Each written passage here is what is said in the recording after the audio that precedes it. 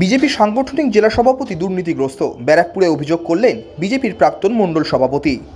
নিশিদিন hospital, অর্থ সব নয়, পরিষেবাই আসল কথা। ঠিকানা রবীন্দ্রপল্লী, কল্যাণী হাইরোড, ওয়ার্ল্ডস মোড়ের নিকটে। যোগাযোগ 8617781276।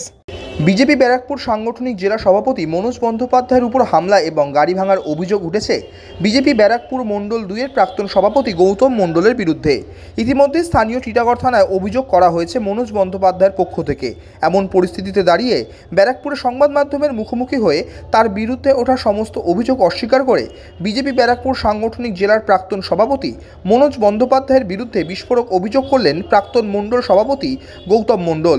তার বক্তব্য, বিজেপি ব্যারাকপুর সাংগঠনিক জেলা সভাপতি মনোজ বন্দ্যোপাধ্যায় দুর্নীতিগ্রস্ত একজন ব্যক্তি। এছাড়াও তিনি অভিযোগ করেন ব্যারাকপুর লোকসভা কেন্দ্রের বিজেপি প্রার্থী অর্জুন সিংকে হারানোর পেছনে তৃণমূলের সাথে হাত মিলিয়েছিলেন মনোজ বন্দ্যোপাধ্যায়। এছাড়াও নৈহাটি বিধানসভার উপনির্বাচনেও একইভাবে বিজেপি প্রার্থীকে পরাজিত করিয়েছেন তিনি।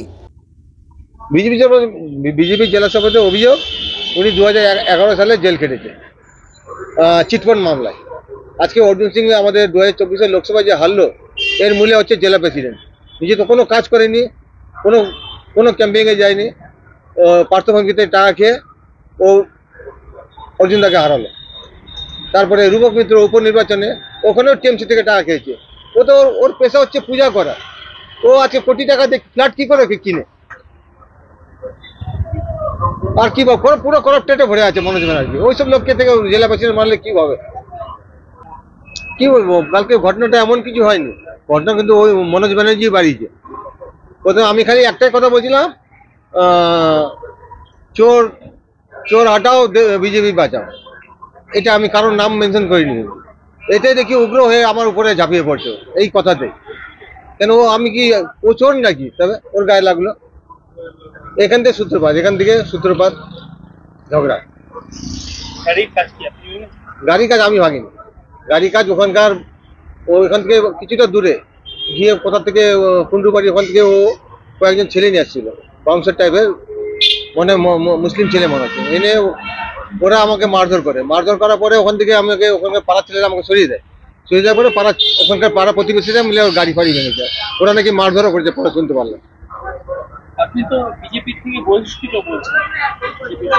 না, কোনো বহিষ্কৃত না। আমি বহিষ্কৃত যদি হয়, আমি 2024 সালে সুকান্ত দার ইয়েতে ছিলাম, কাউন্টিংয়ে ছিলাম। এই যে তার এই যে ফটো, এই যে আমি কাউন্টিং এজেন্ট ছিলাম। কি করে আমি পার্টির সব প্রোগ্রাম দেখি। কালকেও আমি পার্টির প্রোগ্রামে ছিলাম, প্রথম সারিতেই ছিলাম। দেখুন, কালকে ফটো দেখলে পাবেন। কালকে একটা আপনার হাইরোড থেকে নিয়ে আমাদের 14 নম্বর ব্যাংক পর্যন্ত একটা শোভাযাত্রা ছিল। শোভাযাত্রা প্রথম সারিতে আমি ছিলাম, দেখবেন ফটোতে পাবেন। তাই কি করে আমি বহিষ্কৃত হলাম?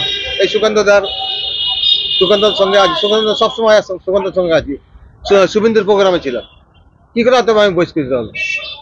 এটা মনোজবাবু ফালতু বলতো। নিশিদিন ডায়াগনস্টিক সেন্টার, এ কমপ্লিট ডায়াগনস্টিক সলিউশন। আমাদের ঠিকানা 144/1 সেন্ট্রাল রোড, আনন্দপুরি, ব্যারাকপুর, কলকাতা 122। আমাদের যোগাযোগ 9875338719। সাধ্যের মধ্যে স্বপ্নের ফ্ল্যাট খুঁজছেন? লাবণ্য গ্রুপের পক্ষ থেকে ব্যারাকপুর হরিসভা মন্দিরের নিকটে সোনাঝুরি আবাসন। থাকছে lift, top floor, set, 0% GST। এছাড়াও থাকছে ব্যাংক লোনের সুব্যবস্থা। ফ্ল্যাট বুকিং চলছে। আমাদের যোগাযোগ 7278200456।